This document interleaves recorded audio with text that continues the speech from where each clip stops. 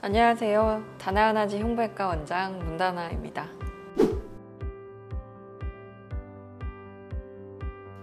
하지정맥류라는 건 산소가 부족한 노폐물이 많이 들어있는 정맥의 피가 심장으로 올라가지 못하고 다리에 고여있는 상태를 말하는 건데, 결국 그 상태가 지속되다 보면 압력이 올라감으로 인해서 여러 가지 합병증이 나타날 수 있습니다. 그 중에 하나로 첫 번째로 보일 수 있는 건 피부 외관상으로 보이는 울퉁불퉁 튀어나오는 피부의 변화가 나타날 수 있고, 그런 상태가 지속되다 보면 압력이 올라가고 산소가 부족한 상태가 조직에 제대로 된 산소가 공급되지 않음으로써 염증 반응이 유발되면서 피부에 변화가 나타날 수가 있습니다. 그 중에 하나가 피부에 착색이 이루어질 수 있고, 그 이후의 단계로는 피부에 염증 반응이 일어나면서 궤양까지 진행할 수도 있고, 피부가 이제 점점 부어오르면서 부종이 빠지지 않는 경우들도 있습니다. 이제 피부가 아닌 다른 문제적으로는 심부정맥 혈전증이라 그래서 피부 근처에 있는 혈관이 아닌 안쪽에 깊이 있는 혈관에서 혈전이라는 피떡이 생길 확률이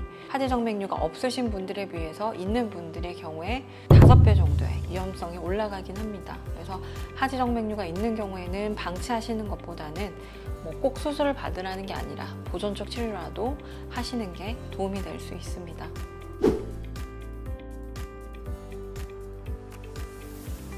가장 위험한 게 가장 흔하게 나타나진 않고요.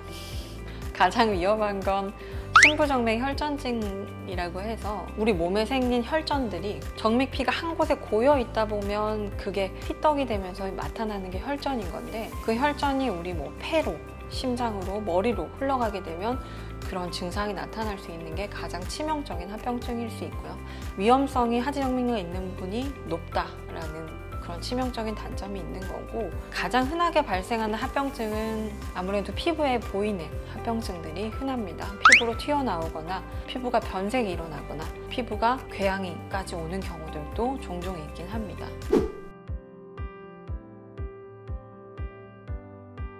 하지정맥류가 있다고 해서 부정맥이 있는 건 아니지만, 하지정맥류가 있는 상태에서 부정맥까지 있는 경우라면 혈전의 위험성은 훨씬 더 올라갈 수가 있습니다. 그래서 부정맥이 있으신 상태라면 하지정맥류를 방치하시는 것보다는 하지정맥류에 대해서 치료를 생각하시는 게 방법입니다.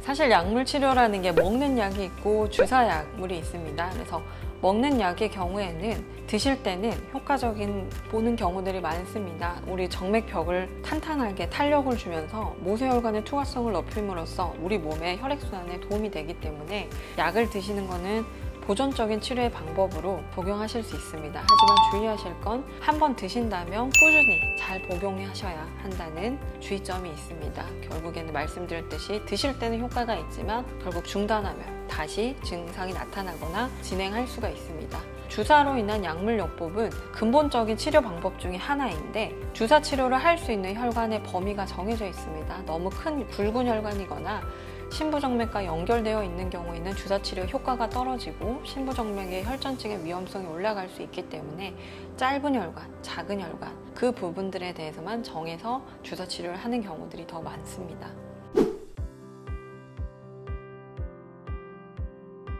수술 이후에 재발을 하는 원인들은 재발의 종류에 따라 다를 수 있는데, 보통 수술한 혈관에서 재발하는 혈관들은 수술한 부분이 제대로 잘 막히지 않았던가, 아니면 연결된 어떤 가지에서 출발한 역류가 그 부분까지 다시 출발하는 경우들인데, 이런 경우들은 대부분 정기적인 초음파 검사를 통해서 주사 치료만으로도 충분히 막아줄 수가 있는 재발의 범위고, 이제 수술한 혈관이 아닌 다른 혈관에서 생기는 경우들은 결국에는 생활 습관이 중요합니다. 너무 한 자세로 오래 앉거나 오래 서 있기보다는 40분이나 50분에 한 번씩은 잠깐이라도 산책이나 아니면 다리를 들어 올려서 스트레칭을 해주시거나 하루 30-40분 정도의 운동, 앉아서 하는 자전거라든지 물속에서 하는 수영 같은 꾸준한 운동을 통해서 이제 더 이상 병의 진행을 막는 데 도움이 될 수 있을 것입니다. 감사합니다.